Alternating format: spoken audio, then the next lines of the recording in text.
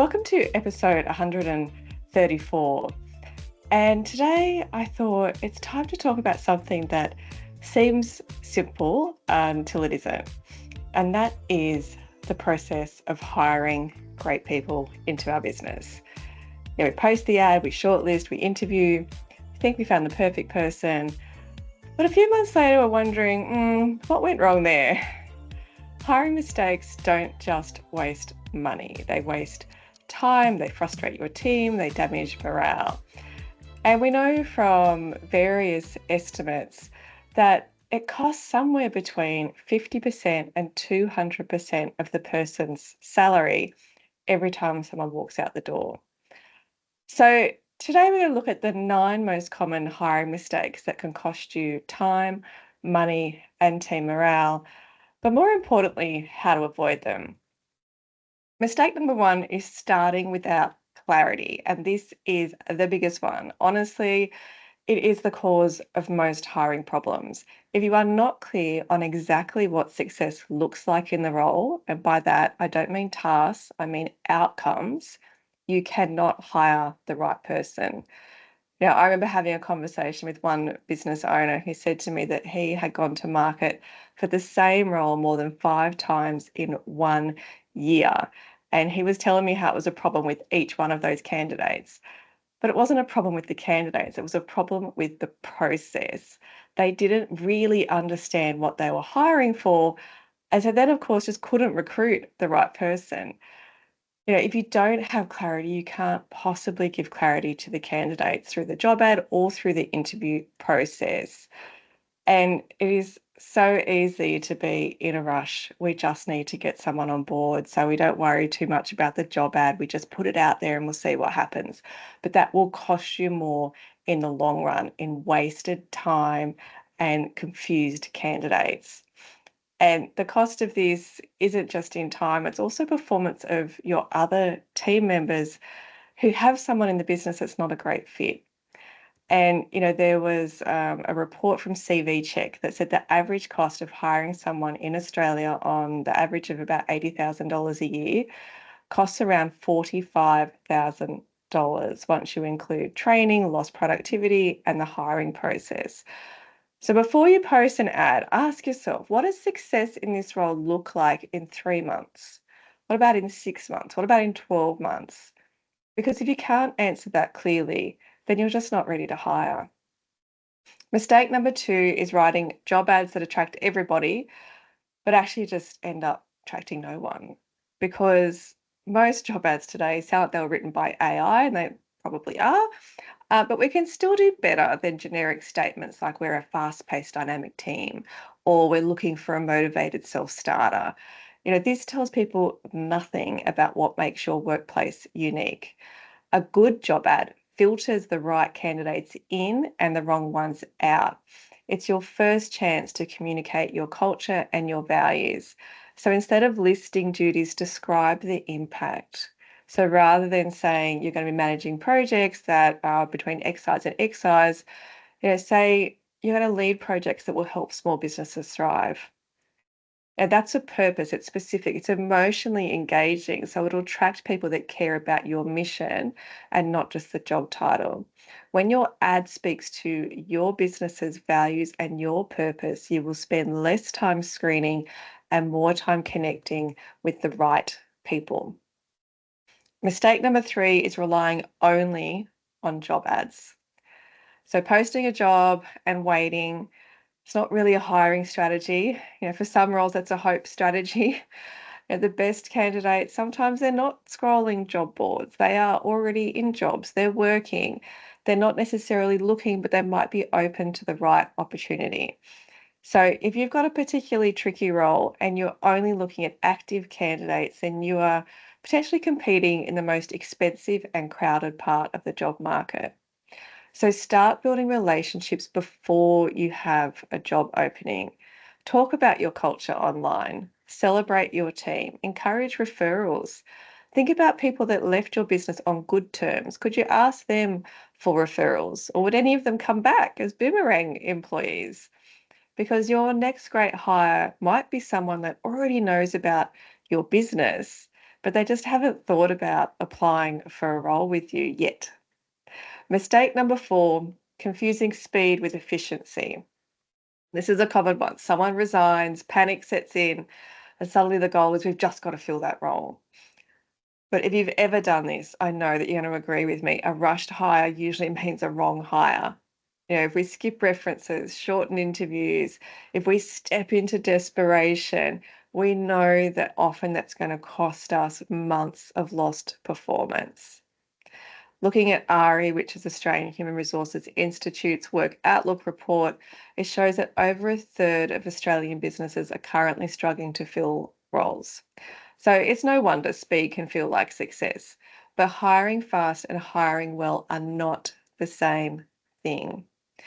So here's a rule to consider holding yourself to. If you don't have clarity on the role, alignment from those that are going to be involved in the role, and buy-in, then you're just not ready to start that process. Slow down at the start so you can speed up once you have the right candidate. Mistake number 5 is hiring only from gut feel. And you've probably done this. The candidate walks in, you click, you think, oh, they're so nice. At the end of the chat, you're like, yep, this person just feels right. But gut feel can often also mean similarity bias. You like them because they reminded you of someone successful. You like them because they reminded you of yourself.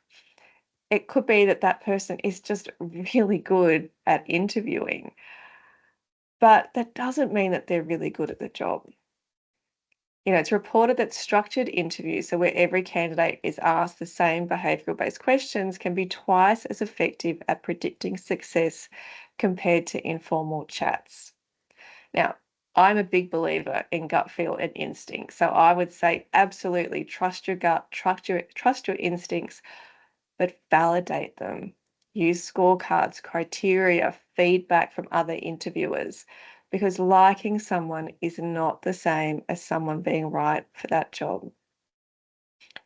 Mistake number 6, internal misalignment. And this one's a little bit sneaky. We don't always realise. We might have 2 people that are really reliant on this role and they're both helping to hire for it. But unknowingly, they both have slightly different pictures of what they're looking for. But maybe one person is looking more for a particular skill, the other person is looking more for fit.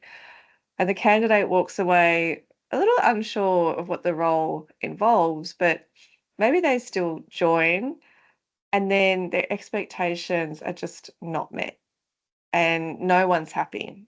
And that mismatch creates really early disengagement and can also cause quick turnover. According to Jobs and Skills Australia, 41% of employers report replacing staff every 6 months or less. So that's a huge red flag. So if there's more than one of you that are making the decision around the hire, have a 15-minute chat before you start the process. So before you put the job ad out, before you start shortlisting, because that might save you 6 months of problems. Okay, mistake number 7, treating onboarding just as a checklist. So a great hire can turn into a disengaged employee in weeks if onboarding is rushed or transactional. One Gallup report showed that only 12% of employees strongly agree that their organisation does a great job of onboarding. So onboarding isn't about speed, it's about connection. Connection to you as a manager, connection to your business, connection to the role. And the Australian Department of Employment and Workplace Relations has reported that 20% of employee turnover happens within the first 45 days.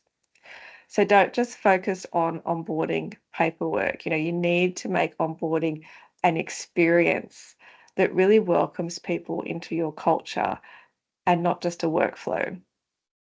Related is mistake number 8, so no ownership of onboarding. I get asked this a lot. Who owns onboarding? Is it HR? Is it the manager?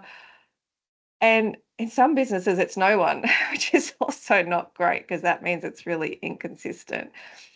The best onboarding happens when HR build the framework and the manager delivers the experience. So your HR professional can absolutely create a great onboarding process, but the manager has to handle and create that relationship, that engagement, that sense of belonging, that involvement. You need to create accountability on both sides to make onboarding happen. So if you have an HR person, they should have the dates and they should be telling the manager, this is what's happening, this is what you need to do, and coaching them if necessary through what that looks like. And then the manager needs to actually enact the process consistently.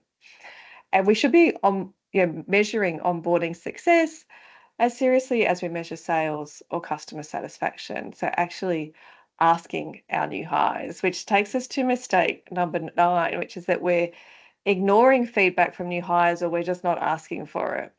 So our newest employees give us a great perspective on our business, on our culture, on what's happening. They see things that other people have just learned to ignore.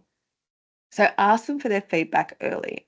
What surprised them? What was confusing? What helped them feel like part of the team? A Qualtrics survey found that while 62% of new hires in Australia feel engaged within the first few months, only 25% plan to stay longer than 3 years. So that tells us that engagement alone isn't enough.